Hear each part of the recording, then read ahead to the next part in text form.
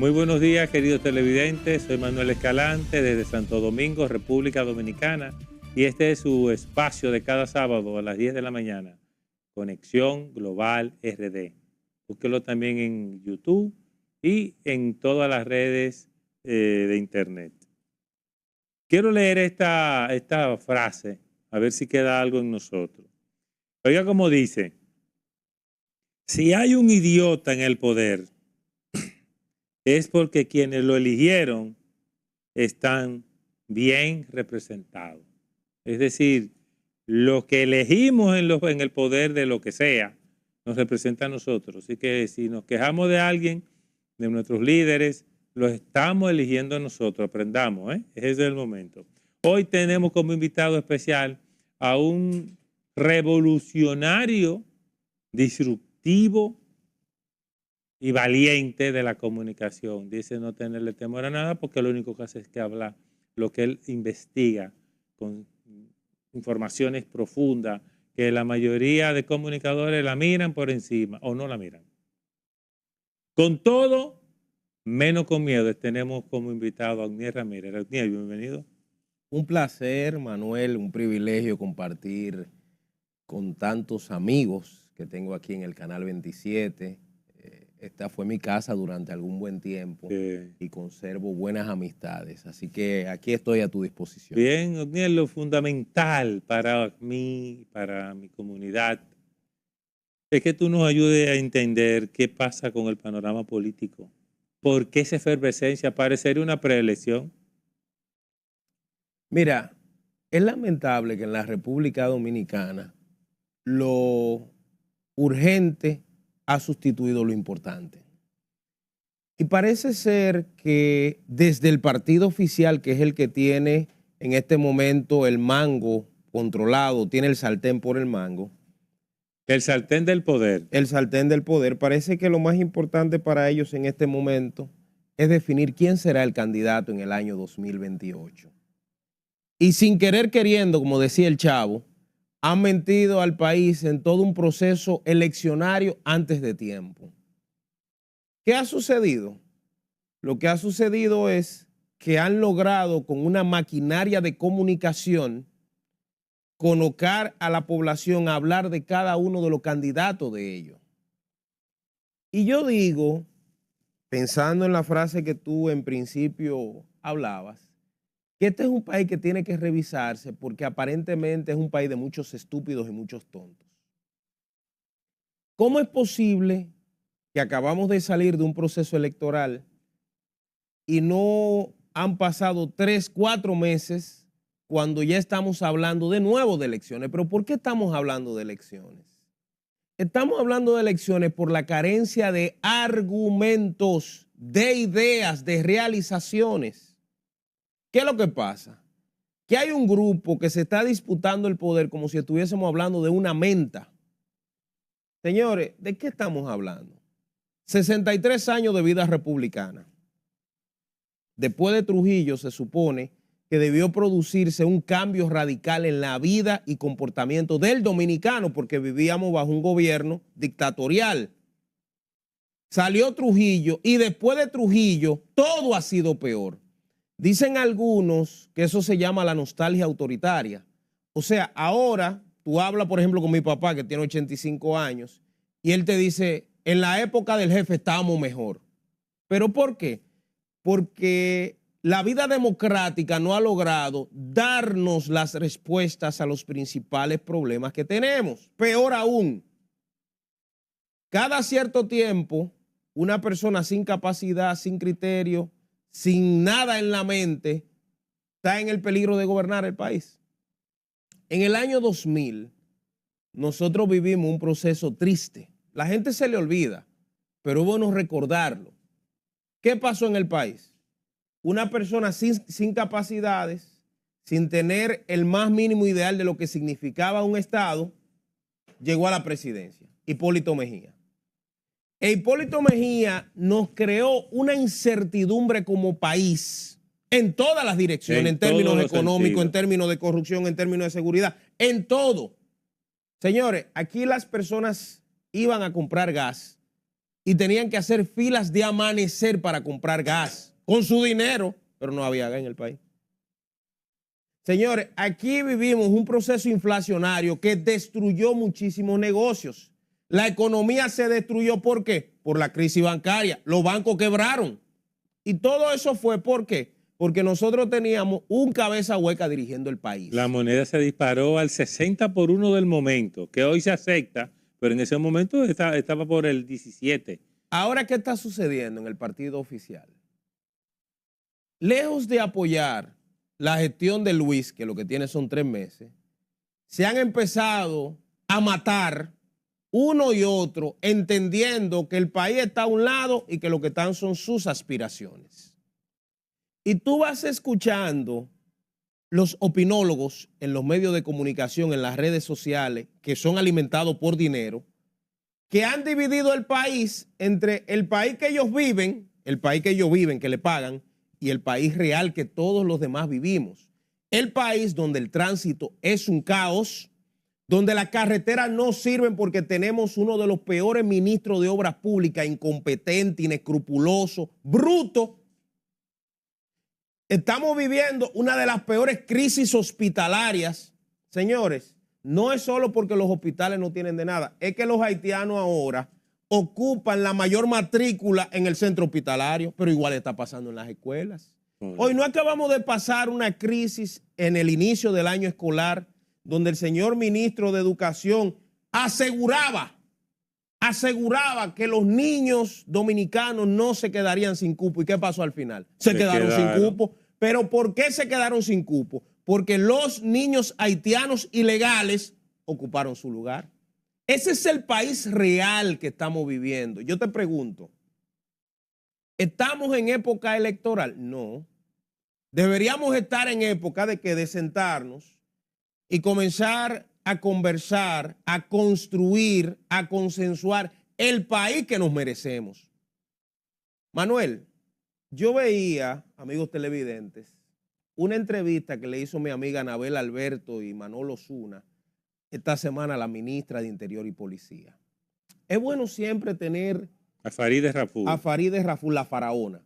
Es bueno siempre tener en cuenta lo que dice la gente antes para luego entender si su comportamiento es coherente. La coherencia. Mira, en el año 2016, yo creo que estaba en este canal todavía, el presidente de la República en ese momento era candidato, Luis Abinader, y Luis hizo un recorrido en la zona de Los Minas. A mí me invitaron como medio de comunicación. ¿A qué? A cubrir un invitado especial que traía el candidato presidencial del PRM. Coño, cogimos para allá, ¿ves? ¿Quién era que había llegado? Rudolph Giuliani. ¿Quién era Rudolph Giuliani? Sí. Rudolph Giuliani era alcalde de la ciudad de Nueva York. Para que usted lo entienda, síndico, administrador, como usted le quiera llamar. Síndico. Ese señor le tocó gobernar la ciudad de Nueva York en la peor crisis. Fue tan grande la situación del señor Giuliani que le tocó combatir las bandas y los criminales más peligrosos. Y él, junto con un buen jefe de la policía, disminuyó los niveles de criminalidad en Nueva York. ¿Qué hace Abinader en el 16? Como parte de su carpeta programática nos trae a Giuliani. Y Giuliani camina a unas calles de Los Minas. Yo lo recuerdo perfectamente. Habla con colmaderos. Y después, en un hotel de la capital, se da una cita donde el presidente, ahora el presidente, en ese momento el candidato, presenta el plan Giuliani. ¿Qué era el plan Giuliani? Un plan que pretendía, según sus palabras, a términos de 6 meses, reducir en un 50% la criminalidad. Muchos de los que estábamos allí, que no tenemos la cabeza hueca, preguntábamos y decíamos, pero ¿cómo es posible construir eso? ¿Cómo usted lo va a hacer? No, tenemos el plan Giuliani. ¿Y cómo funciona un plan en Nueva York, en una isla dominicana? Anyway, el caso es, le pongo esto en contexto para lo que voy a decir de Farideh. Esta semana, en esa entrevista, cuando le preguntan a Farideh que si ella leyó el plan Giuliani o que si ella lo tiene a mano, ella dice que ella nunca ha leído eso. Pero esa era la promesa de campaña para nosotros poder combatir el ¿qué? La delincuencia, Manuel. Entonces ahora resulta que hemos tenido 2 ministros de Interior y Policía. Uno hubo que quitarlo por la incompetencia, la corrupción y el mal manejo. Y la otra, ahora nos despachamos en entender que ella dice nada más y nada menos que ella nunca ha leído el plan que ellos no vendieron en campaña. ¿Qué te dice eso? Que nosotros tenemos los mismos problemas ancestrales. Ahora, ¿qué pasa? O sea que la base de los problemas, de lo único que han cambiado es el color del partido. Más nada. Y se acusan uno con otro. Yo te pongo un ejemplo sencillo. Yo estaba mirando anoche, y te digo con mucha sinceridad a mis amigos que nos ven, que me causó risa. El ministro de Obras Públicas anda por todos los medios de comunicación y también visitando las provincias con una conferencia que se llama El País que construye Luis, o que construyó Luis. Y él presenta un sinnúmero de obras que yo de verdad, señores, yo me tuve al poner malo escuchando, porque yo digo, señores, hemos llegado al grado de locura mayor, porque nos estamos inventando cosas que no son reales. El señor ministro de Obras Públicas, el ingeniero de Línea Ascensión, habla, por ejemplo, de la autopista Duarte, de la terminación de la autopista Duarte. Miren, yo tengo un video en mi cuenta de Instagram, @ObnielRamírez, donde yo narro lo que yo viví en el trayecto de aquí a Santiago en la autopista Duarte de noche. Mira, yo terminé con un dolor en la cabeza, en la espalda, del estrés y del susto, porque recorrer esa carretera de aquí a Santiago es recorrer el camino al infierno. Pero ese señor dice que gastó 18 mil millones de pesos en esa carretera.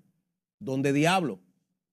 Pero es para que ustedes entiendan. Entonces, hay dos países. Dos países. El país de la campaña que arrancó, donde hay personas. Lo primero que usted tiene que hacer es, si usted aspira, es demostrar que tiene niveles de competencia mínimos, por lo menos del manejo del debate político. Da la casualidad que muchos de los que están aspirando son funcionarios públicos, pero sus instituciones son instituciones carentes de respuesta a la población. Te pongo un caso sencillo. Carolina Mejía, una mujer agradable, hasta bonita y una tipa bien. Usa tenis. Usa tenis, moderna. Sí, moderna. Pero una cosa no tiene que ver con la otra. No. Ella aspira a la presidencia de la República. Ahora, ¿cuáles han sido los números de Carolina como alcaldesa del distrito? Han sido malos números, a pesar de que un pueblo ignorante volvió a votar por ellos. Te pongo dos casos. Ella estratégicamente determinó unos parques que había que terminar. No ella, el sector privado. Espérate. Pero ¿cómo lo interpretan los de afuera? Espérate. En noviembre del año 2022 nosotros vivimos una crisis con un aguacero. ¿Tú no te acuerdas? Claro. Ustedes no Sí. se acuerdan. Dos aguacerazos van. Yo recuerdo un vecino nuestro en Cuesta Hermosa 2 que vendía motocicletas eléctricas, que sus hijos estaban solos en la casa. Cuesta Hermosa en Arroyo Hondo, aquí en la capital, se llenó de agua. La casa de los ricos yo estoy hablando. Sí. Pero la 800 en Los Ríos, que es los pobres, eso se destruyó totalmente. ¿Qué dice la gente? Es verdad, no agarró el agua de sorpresa, esto, ellos dijeron que el cambio climático, todo eso. Muy bien, noviembre del 22. ¿Pero qué pasó entonces en noviembre del 23? Repite. Lo mismo. Señores, si aquí se investiga el sector asegurador, la cantidad de vehículos que se dieron perdidos por las aguas de noviembre del 22 y noviembre del 23, Carolina debió renunciar como mínimo. Además de las muertes que hubo, ¿no? Además de la muerte. Que vale más. Pero esa señora aspira a la presidencia. Sí. O sea, y si tú como alcaldesa nos has dado demostraciones evidentes de que no tienes la capacidad, tú te imaginas lo que significa ponerle el país en la mano, solo porque este es un pueblo bruto que vota por blanquito, por gente que, ay, sí, qué divertido. No, la presidencia no es un relajo. La presidencia depende de personas que tengan capacidad, que tengan gerencia. Es un gerente de los recursos de todos los dominicanos. Te pongo un segundo caso. Bueno, lo que ellos dicen es que tú te puedes rodear de personas capacitadas, tipo consultores, tipo asistentes, que te colaboran en el desarrollo del plan de trabajo y tiene sentido, ¿no? Mira, otro de los candidatos que anda aspirando a la presidencia es el señor David Collado. Si Carolina es responsable de las inundaciones de noviembre del 22 y noviembre del 23, ¿qué tú crees de David? Porque David fue alcalde. Antes que Todo ella. el desastre del drenaje en el Gran Santo Domingo es culpa de ellos, igual que de Roberto, que anda por ahí haciéndose el pendejo ahora. Todo eso es parte de ellos. Una alcaldía no tiene dinero para construir el drenaje. Eso es cierto, Manuel, yo te lo puedo comprar. Ahora, en el caso de Roberto, gobernó siendo alcalde ¿de qué partido? Del PLD. 16 años, con todo el poder que tiene el PLD. ¿Por qué tú no te sentaste con los dos presidentes del PLD y propusieron comenzar por lo menos la construcción del drenaje? Porque no le importaba esa vaina. ¿Tú sabes qué es lo que dicen los políticos? Que a ellos no les interesa hacer ese tipo de trabajo porque eso se va por debajo de la tierra y la gente no lo ve, ese trabajo. O sea, siempre están viendo la cosa en términos electorales. ¿Tú sabes quién hizo un drenaje en medio de la ciudad que hasta el día de hoy funciona? Balaguer. Para que tú veas, para que tú veas. Ahí bajando a la Gómez, todo eso tiene un drenaje hasta el malecón. Entonces, Balaguer. ¿qué evidencia eso, Manuel? Que hay muchas personas que están soñando con llegar a la presidencia y que entienden que tienen las capacidades, el liderazgo, todo, para ser presidente. Pero tú dejaste gente afuera. No, te puse solo 2 casos, pero son personas. Parecería que los demás también, entonces califican. No, pero te puse el ejemplo para que lo refleje a todos. Por ahí anda Peñaguaba que quiere ser presidente. Sí. Peñaguaba que ha sido uno de los funcionarios más incompetentes de este gobierno. O sea, tú no me puedes decir que si en lo chico no fuiste fiel, en lo grande tú vas a ser fiel. Vamos a hacer algo, Niel. Como ya mencionamos un par de nombres, vamos a completar con Yayo y vamos a hablar con el de INAPA y ahí pasamos a otro tema, pero vamos a la primera pausa comercial y no se pierda la opinión de Oniel Ramírez sobre esta política a destiempo con los candidatos que pretenden ganar de la presidencia. ¿Usted se imagina? Hablemos en breve. Oniel Ramírez es uno de los comunicadores más acuciosos de la República Dominicana. Escudriñador, investigador, profundo, disruptivo y revolucionario. Y valiente, porque para combinar todos esos elementos en una personalidad no puede faltar la valentía. Pero además quiere lo mejor para el país. Lucha por eso día a día. Él hablaba sobre que estamos como en una política a destiempo, así lo siento yo. Aquí nada más falta que pongan el día de las elecciones y que ya vamos a votar de nuevo y no hemos pasado ni un año del nuevo mandato de Luis Abinader. Todo eso, pueblo dominicano, es una irregularidad en el manejo. Lo que pasa es que ellos están acostumbrados a hacer lo que les da la gana y nosotros lo permitimos. Es donde tenemos que aprender ya a que nos respeten como pueblo. Vamos a terminar tu última, vamos a decir, participación con relación a los candidatos a destiempo que se vislumbra en PRM fundamentalmente, porque podemos decir que sabemos que la Fuerza del Pueblo tiene su candidato y es muy probable que el PLD también. Entonces me pregunto, tú no mencionaste a Yayo, no mencionaste a Wilson Arnaud, no mencionaste, ¿cuáles son las consecuencias del presidente de decir que no va? Y es verdad que no va. Mira, a destiempo. Yo tengo mis dudas. Algunos amigos dicen que yo soy demasiado radical. Negativo. Yo no digo negativo, yo pienso que es realista. Aquí los políticos nos tienen acostumbrados a decir una cosa hoy y a cambiarla mañana. El mismo presidente decía que él solo iba por un periodo y ya va por 2. O sea, una cosa dice el burro y otra el que lo apareja. El presidente de la República, sin querer o queriendo, despertó un avispero en su partido. Yo lo decía antes del proceso electoral. Yo siempre decía, ¿quién va a ser el árbitro cuando se arme el desbarajuste en el PRM? Un grupo de gente manejando recursos públicos, creyéndose líderes y con nadie que los pare. ¿Tú quieres saber si es así? El presidente ha hecho 3 reuniones con los presidenciables del PRM, con lo que se llaman presidenciables, y nadie ni respeta ni oye a Luis, hacen lo que le da su gana. ¿Por qué? Porque ellos están en el entendido de que ya tú dijiste que tú no vas. Entonces, yo no quiero que mañana me impongan a Manuel, me impongan a Pérez, me pongan a Lora, cuando el que tiene el bagaje político soy yo. Yo veo mucha gente diciendo que son líderes, que tienen estructura. Por ejemplo, aquí se ha hablado muchísimo de la vicepresidenta. Una señora agradable. Muy profesional. Pero yo no le veo capacidades políticas. No. ¿A quién se la van a vender? ¿A quién? No. Entonces, no es lo mismo que ella iba enganchada de Luis, que estaba haciendo campaña desde el 2007, a Exacto. que ella vengan de repente y la pongan de que, ah, sí llegué yo. No. Porque la misma base de su partido no tiene una vinculación con ella. Claro. Tú me preguntabas de Yayo. Yayo, una gestión buena en aduana, pero yo no le veo el bagaje, la construcción política para ser presidente. ¿Dónde? O sea, desde una posición, no. Yayo le pasa lo mismo que a David. Tú vas, vengan a ver y preguntan por ellos y no saben quiénes son.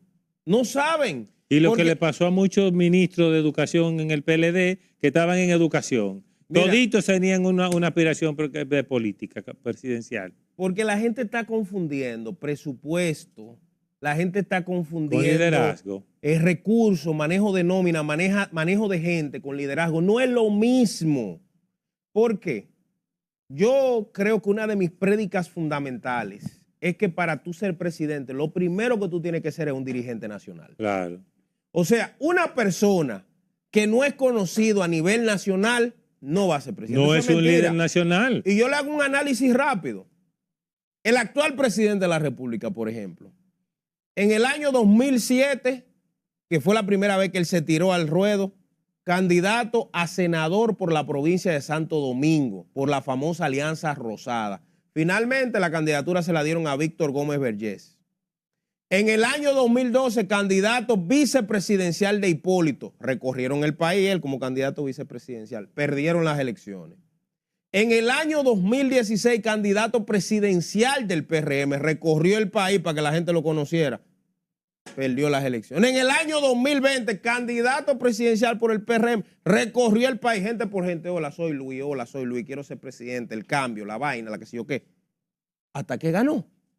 O sea, nota cómo la construcción de una marca se toma años en términos políticos, ganó, que la gente te conozca. Ganó, pero es mucho lo que se dice, que en gran parte ganó por la división del PLD. Sí, pero ganó, ya pero eso ganó. Es otro análisis. Lo que yo sí te puedo decir, que si él no hubiese estado en el centro del debate, no gana las elecciones. Y por años. Y que la gente supiese que él era el candidato del PRM, que él estaba asociado con esa marca. El mismo Leonel Fernández. ¿Qué dice Leonel? Que en el año 1994, cuando fue candidato de Juan Bosch, la primera meta que él se puso, ¿tú sabes cuál fue? Del 94 al 95. Darle la mano a 1 millón de dominicanos diciéndole, hola, soy Leonel Fernández, soy candidato del PLD. Pero tú estás entendiendo lo que es la construcción de una marca en términos políticos. Ahora te voy a decir lo contrario. Reinaldo Pared, que en paz descanse. Francisco Domínguez Brito, Amarante Baré, Margarita Cedeño cometieron el mismo error. ¿Cuál? Que creyeron que el liderazgo de ellos dependía de que estuviesen en el poder. No hicieron una estructura nacional, no fueron provincia por provincia, municipio por municipio, distrito por distrito, a conocer a dirigentes y a mencionarles, a crearles su proyecto para que la gente pudiera fidelizarse. Entendieron que ellos dos podían heredar ¿qué? O que ellos podían heredar la candidatura o el liderazgo de Leonel y de Danilo. No, yo voy a heredar la estructura de ellos dos. No, por eso perdieron, porque no eran dirigentes nacionales. Abel Martínez ahora mismo, ¿qué pasó? Entendió que de la alcaldía de Santiago él podía saltar a la presidencia y fue tan ilógico en su campaña que se atrevió a vender la frase de que quien cambia una provincia cambia, o quien cambia una ciudad cambia un país. Pero increíble. ¿Cuántos dominicanos no van a Santiago, ni saben dónde está Santiago, ni están emparentados con los cambios que se han dado en Santiago? O sea, es para que tú veas que ser dirigente nacional es una condición sine qua non para tú aspirar. No es negociable. Entonces, muchos de los presidenciables del PRM han olvidado que no son dirigentes nacionales. La mayoría de lo que te he mencionado, por ejemplo, Carolina está aspirando a lo mismo de Margarita, que a heredar la estructura de su papá. Por eso ella está apostando a que su papá la acompañe y que sea no que la acompañe, que sea su vocero. Hay otros a lo interno del PRM que han logrado trabajar y construir su estructura. El director de INAPA, Wellington Arnaud, a mí me dicen que tiene la mayoría de diputados y senadores a lo interno de ese partido. Porque él, desde el 2018, está aspirando y anda provincia por provincia tratando de construir su proyecto. Hizo su trabajo calladito. Ha hecho su trabajo. De que sea el candidato, de que no lo sea, de que gane o no gane, eso es otra cosa. Pero es para que tú veas la diferencia que hay entre tú construir, crear una estructura política, crear un pensamiento. Yo puedo tener... Pero tú dejaste el error de Danilo Medina con nuestro amigo, el gerente. Gonzalo Castillo.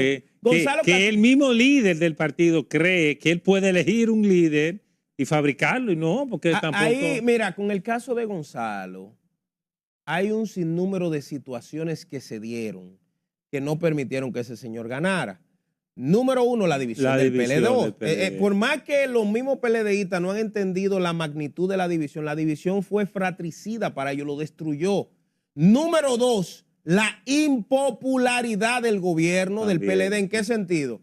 Se crearon dos instrumentos, Marcha Verde y Plaza de la Bandera, que le bajaron los puntos demasiado fuertes al PLD, donde hablaban de que el PLD eran los ladrones más grandes y ellos no construyeron una campaña distinta para mostrar que no era así.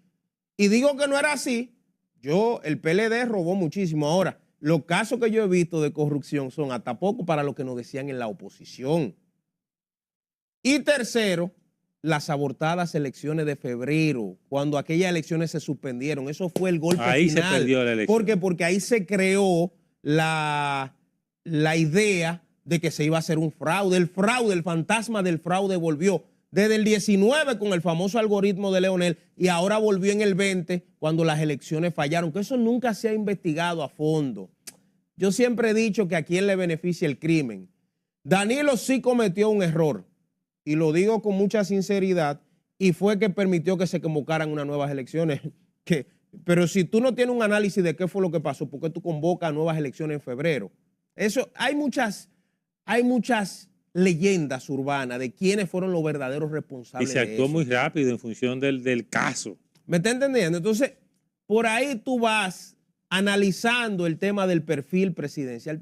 Tú decías algo en principio que yo creo que es la base, por eso lo he mencionado 2 veces, el elector. ¿Qué está pasando aquí en República Dominicana? El elector es que tiene problemas. Aquí los dominicanos tenemos una situación. Hay 2 grupos. El primer grupo, el que no vota porque es indolente. Ese se va para Punta Cana, ese se va para Casa de Campo, ese se va para Samaná, ese se queda en su casa. Porque yo, como es lo mismo, yo no voy a joder con políticos, yo me quedo en mi casa. Ese es un grupo malo, de malos dominicanos. Y existe el grupo 2. ¿Cuál? El que vende su voto por 500 pesos, por un picapollo, por una Jumbo, y en esta ocasión hasta sustancia prohibida dieron. O sea, este país está en manos de esos 2 grupos. ¿Qué ha visto la clase política? Que como nosotros somos tan tontos, tan poco educados, tan poco prácticos, ellos pueden manipularnos cada cierto tiempo con cualquier tema. ¿Cuántos años hace que se está debatiendo el tema eléctrico aquí? Bueno. Hermano, este año... Era un pacto que debió firmar Leonel. Este Imagínate. año. ¿Tú sabes por cuándo va el déficit eléctrico de este año? ¿Cuánto el Estado va a invertir?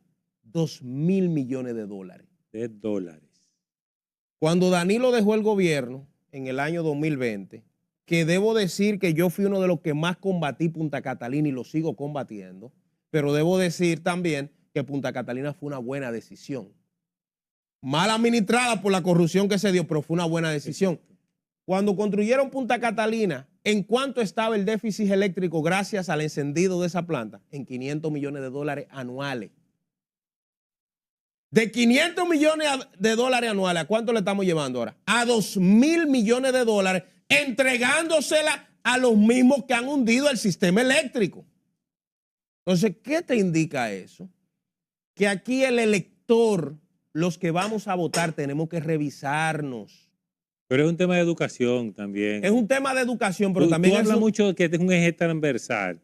y ha dicho en varios lugares, he estado viendo, que el tema de la educación ha llegado a un punto donde el país se ha vuelto un caos.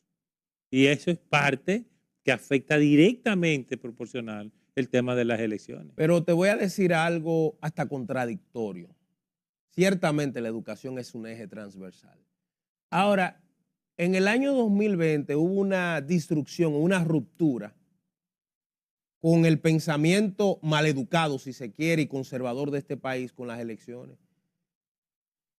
En términos electorales no había forma de ganarle a Gonzalo, porque Gonzalo daba pan, gas. Las mujeres subían en rolo, le pagaban en la jipeta. Un desastre, de todo. Traía gente de fuera. Traía mascarilla. En medio de la pandemia, con todos los recursos del Estado que invirtió el PLD, con la percepción, con todos los comunicadores, la gente fue y votó en contra. No, y con la nobleza de Gonzalo, porque Gonzalo es un hombre noble. Y la gente fue y votó en contra de Gonzalo. Sí. ¿Qué te indica eso? Que este pueblo, como decía Bosch, no es tan pendejo, porque conoce al cojo sentado y al ciego durmiendo. Ahora, ¿qué ha pasado? Lamentablemente, nosotros estamos en una especie de, no me gusta decir esta palabra, pero pendejismo inducido. Sí. Aquí todavía tenemos... Suena muy interesante. Sí, aquí todavía tenemos... Pendejismo inducido. Aquí todavía tenemos el trujillismo detrás y la gente tiene mucho temor de qué va a decir, de cómo va a actuar, de espérate, de no están vigilando. Cuando esto es una sociedad libre y dentro de ese proceso está que la votación. ¿Qué significa eso? Usted tiene que votar por ideas. Por eso yo no entiendo, y te mencionaba en principio, lo que escuchaba que decía Faride. O sea, si el plan de Luis en el 16 y en el 20 era el plan Giuliani para tú deberías por lo menos haber leído algo. Y cuando tú escuchas a la que maneja la política pública de seguridad decir que nunca ha leído ese plan, ¿qué tú tienes que entender? Que nunca fue plan. Que eso no es verdad, que nunca fue plan. Entonces, ahí es donde la gente tiene que votar. ¿Haciendo qué? No, yo voy a votar por el que cumpla con las promesas que me dijo en la campaña, porque todo político, señores, los políticos son productos mercadológicos que se venden, como la leche, como el azúcar, como el arroz, como estos celulares. No, este tiene 4 cámaras, tiene que si yo qué resolución.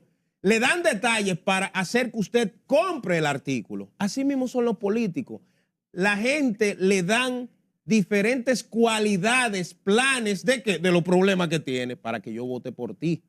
Ahora, si en 4 años, después de escuchar todos esos planes, todo lo que tú me decías en campaña, tú no pudiste cumplir ni el 10%, ¿sabes qué tiene que pasar? Yo tengo que votar en contra tuya. Esos son los países que han decidido construir su futuro. España, las inundaciones que se dieron. Tú viste a los españoles, que es uno de los países del primer mundo. El español promedio lee 12 o 13 libros al año. Es culto, es culto. ¿Qué pasó con los españoles? Cuando el rey de España fue con el tema de las inundaciones y el presidente del gobierno español tuvieron que irse, le tiraron lodo, le vocearon de todo. ¿Usted sabe por qué? Porque la gente entendió que los responsables de lo que había pasado eran ellos, su mala administración. Ellos le dijeron que era el cambio climático y sin embargo la gente creyó que era el cambio climático. Con la actitud no. Es para que tú veas cuando una sociedad está empoderada de sus derechos y sus deberes.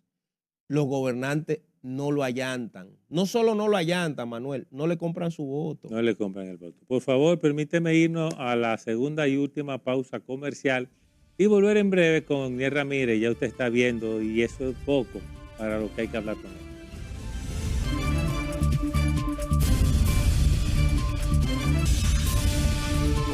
Finalizando ya en el programa, en el último bloque, vamos a terminar con Niel Ramírez, pero vamos a tocar un tema que él está muy activo. Niel, tú has estado hablando en los medios recurrentemente en los últimos 3, 4, 5 días sobre un tema de corrupción en educación. Háblanos de eso, ¿qué es lo que pasa? ¿Por qué? ¿Y por qué educación? Porque educación es como la joya de la corona, pero entonces por ahí todo el que quiere coger, pasar, prestarse, yo no sé ni qué decir. Mira, educación es uno de los lamentables casos donde la corrupción se ha institucionalizado. Como dijo Balaguer. Eso se ha legalizado. Ahí eso es, la corrupción es lo que administra permanentemente ese ministerio. Cuando tú ves la administración de los diferentes ministros que estuvieron en el proceso del señor Danilo Medina, y digo en los procesos de Danilo, porque a partir del año 2013 fue que se comenzó a dar el 4% del Producto Interno Bruto. Cierto, o sea, que de verdad se le comenzó a dar mucho dinero. Sí, sí. No es que no hubo corrupción en los gobiernos de Leonel, claro que sí. Melanio, todo el escándalo que hubo con Melanio. Alejandrina, todo el escándalo con Alejandrina.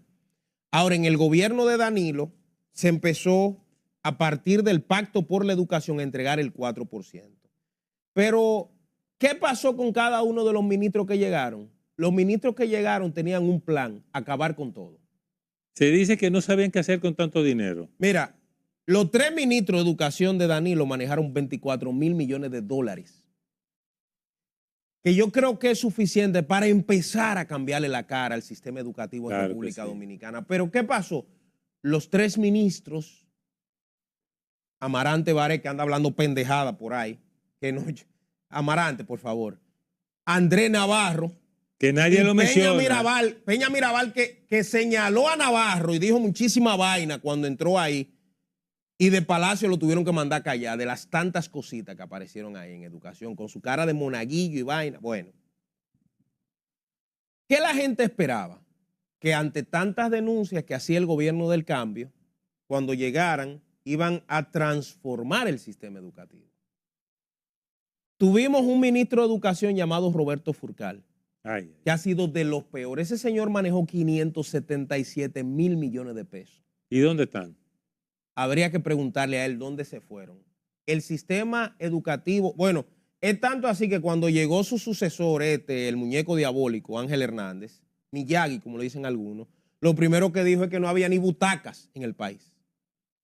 Ni butacas. O sea que ni siquiera compraron butacas. Pero este ministro de Educación llegó bajo el predicamento de que él era un hombre serio, de que él sí, de que él esto. Le voy a hablar solo de uno de los programas. El señor ministro de Educación con el presidente, o el presidente de la República con el ministro de Educación, decidió desarrollar un proyecto que se llama Transporte Escolar, Sistema Nacional de Transporte Escolar, una guagua amarilla que usted ha visto. Ah, sí.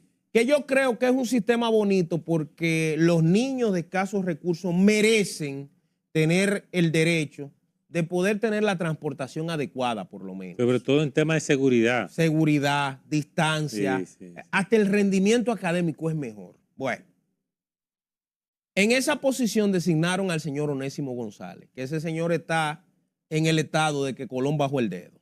Hay cosas que son increíbles. El tipo ha sido asesor en materia de transporte desde el 78. Oh, fresco. Desde el 78. Creo que en el 86 entró en la ONATRATE de Salvador Jorge Blanco, y de ahí para adelante con Leonel, con Balaguer, con Hipólito, con Danilo, con todo el mundo ha estado. Y cayó con Luis. En Santiago, con este sistema de transporte escolar, compraron 300 autobuses eléctricos. Qué bueno, ¿verdad que sí? A mí me llega la denuncia de que la mayoría de autobuses están en la fortaleza del ejército guardados, que no están en funcionamiento. ¿Por qué? Porque supuestamente los cargadores eléctricos para esos autobuses no eran los idóneos, o sea, no eran lo que se necesitaban. Supuestamente los cargadores que trajo son cargadores de carga lenta. En un programa que yo estoy en la tarde, llamamos al señor Onésimo González y él no quiso vender pajaritos en el aire. Un embute, un disparate, muchísima pendejada habló. Al final le quiso echar la culpa a un empresario, una vaina. Bueno, yo le preguntaba a él que por qué razón, si se compraron esos 300 autobuses eléctricos, no se hizo el plan de que se iban a necesitar cargadores eléctricos rápidos. Claro. No, porque ¿tú sabes por cuánto es la licitación para comprar esos cargadores eléctricos? Por 186 millones de pesos. Peor aún, yo le pregunto sobre las características técnicas de los cargadores lentos, y ¿sabe qué él dice?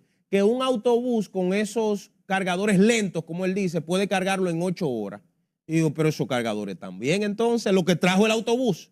Porque si tú transportas niños de 6 de la mañana o de 5 de la mañana a 7 de la noche, por ejemplo, tú entregaste el autobús a las 7 de la noche, 7, 8, 9, 10, 11, 12, 1, 2. Ya a las 2 de la mañana el autobús está suficientemente cargado, al 100% cargado para hacer su gestión otra vez a las 5 de la mañana. Además, tú haces una reserva de una cantidad, no del todo. Entonces yo digo, ¿por qué ese proceso inició así? ¿Tú sabes por qué inició así? Porque inició viciado con corrupción. Claro. Hay que decir, Manuel, que la licitación para presentar la compra de esos cargadores eléctricos se ha caído 4 veces. 4 veces la han presentado.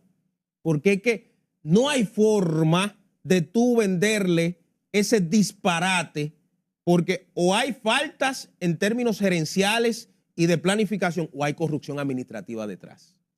Las dos deberían requerir la cabeza del ministro de Educación y del que él tiene ahí en tránsito estudiantil.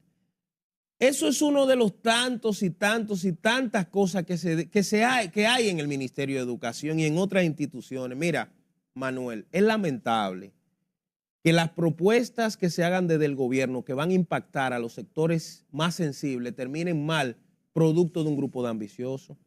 Te pongo otro caso. Me salgo de educación y me meto en el bono navideño.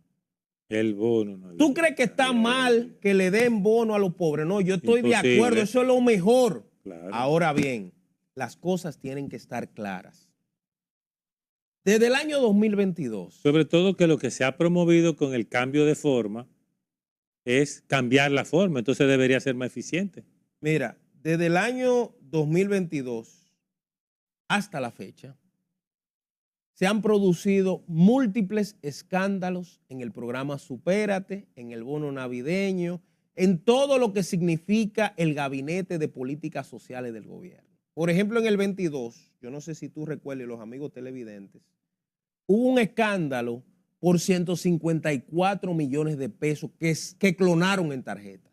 Sí. Estamos hablando de que cerca de 95,000 familias, Manuel, no recibieron la tarjeta porque la clonaron.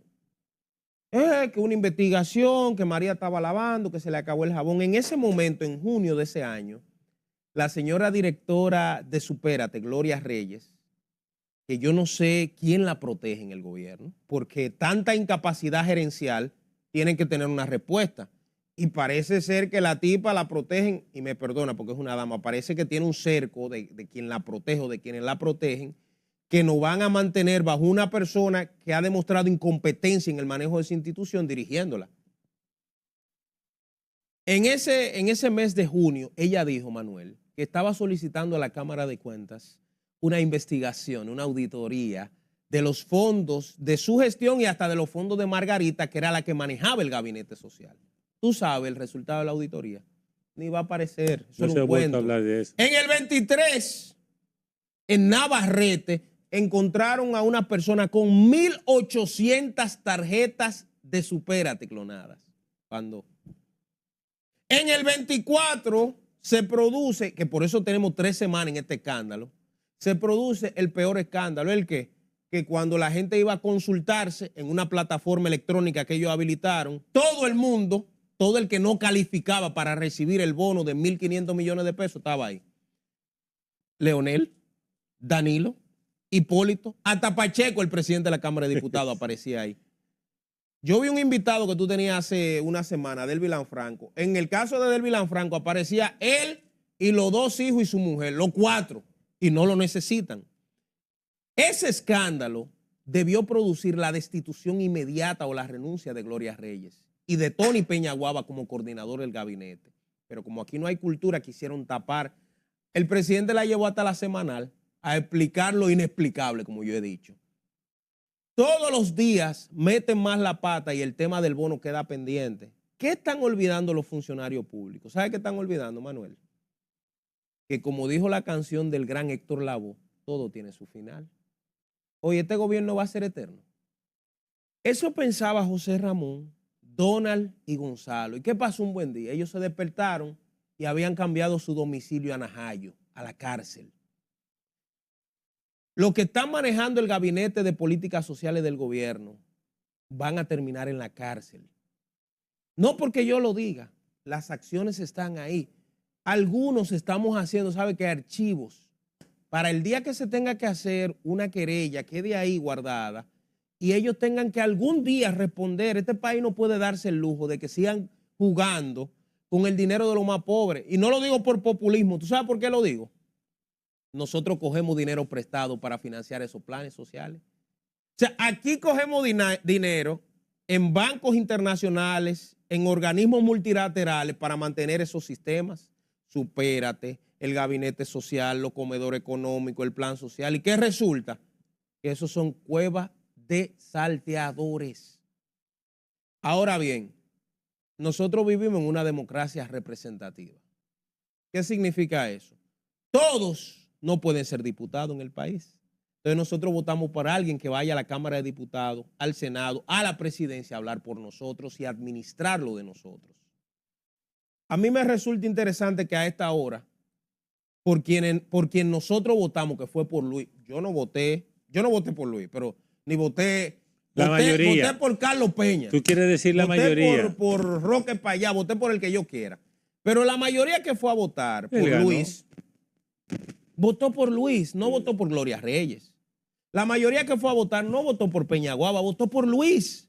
La mayoría que fue a votar no votó por Yadira Enrique, que anda corriendo con los escándalos que hay en el plan social. No votó por Yadira la gente votó por Luis. ¿Qué significa eso?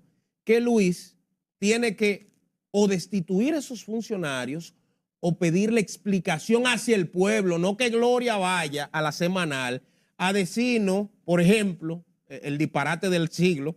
Ay, no, es que Leonel, yo me imagino que él no vaya a cobrar eso. Oye, la explicación que de esta señora, ¿tú sabes de cuánto que estamos hablando con el bono navideño? Son 1.500 pesos, pero a 3 millones de dominicanos. Estamos hablando de 4.500 millones de pesos. Es de eso que estamos hablando. Ay, hace 2 meses la discusión no era que había que hacer una reforma fiscal porque el Estado no tenía dinero. Y entonces resulta que cogemos el dinero del bono navideño para que un grupo se lo fututee o haga lo que le dé su gana, para después venirnos a hablar que ahorro, que vaina. No. O sea, evidentemente, aquí hay una desconexión entre lo que se dijo en campaña y entre lo que le está pasando día a día en el gobierno. Y eso se llama incoherencia. Incoherencia. Y yo creo y estoy convencido que eso le va a pasar factura, así como le pasó factura al PLD. El PLD entendió, yo recuerdo que Leonel en una ocasión dijo que el PLD iba a durar ¿hasta cuándo? Hasta el 44 gobernando. Sí. ¿Qué pasó? Una fábrica de presidente. Una fábrica de presidente. ¿Qué pasó? No, la fábrica la cerraron, quebró. En el PRM, que me dicen a mí, Manuel, que tienen ya 17 precandidatos presidenciales. ¿Tú te imaginas? 17. Un país con tanta necesidad, pero que eso no es lo que necesita. Pero tienen todos algo en común, que administran fondos públicos. Eso te iba a decir. Esos 17 están desconectados de lo que le está pasando al pueblo, de lo que está viviendo la gente. ¿Cómo yo puedo venir, por ejemplo, aquí y sentarme y decirte, Manuel, como dijo el señor ministro de Obras Públicas, que él, de 700 obras que ellos tienen en proyecto, él ha terminado 400? Ese señor debe haber calificado para el hablador del siglo. Tú no puedes decir algo así porque el pueblo no es tan bruto. Pero él sabe que hay un pueblo mayoritario que le va a creer. Algunos. Hay otros que no. Hay otros que cuando vean la realidad, ¿sabe qué? Le van a pasar factura. ¿Y la factura dónde se pasa? En la votación. Entonces así no. Ese es el tema. Y yo pienso que la clase política tiene que empezar a revisarse, Manuel, para que no continúen perdiendo la credibilidad ante la población. Perfecto. Bueno, con esto terminamos nuestra conexión global RD de hoy y agradecemos la presencia de don Miguel Ramírez. Hasta la próxima.